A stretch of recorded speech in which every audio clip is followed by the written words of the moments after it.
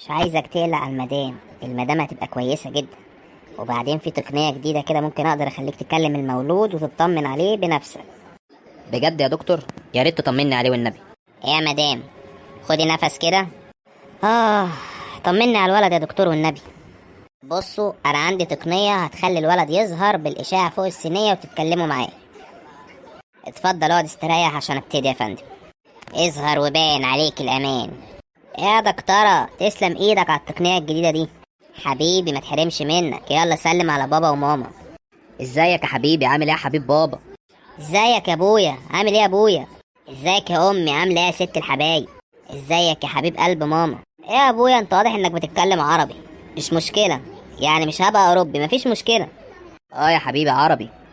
مش مشكله يا ابوي، بس بدي ابغى اقول لك اني اريد رانج روفر اروح بيها الحضانه. رانج روفر ايه دي يا حبيب قلبي؟ عربيه رانج روفر يا ابوي. مش انا عربي، يعني سعودي او اماراتي او قطري. لا يا حبيبي، عربية ايه؟ انت فهمت غلط. وبعدين يعني انت لا سعودي ولا اماراتي ولا قطري، انت من ام الدنيا يا حبيبي، مصر. مصر؟ ما اتفقناش على كده يابا. لا لا، ما اتفقناش على كده. لا اجمد كده، امال ما تقولش ايه اديتنا مصر، قول هندي ايه لمصر. مفيش مشكله. قول لي بقى بابا، انت معاك عربيه ولا مقضيها ايه؟ ادعي لي يا حبيبي، ادعي لي، ده انا جايب ماما في توك توك دلوقتي عشان اكشف عليها.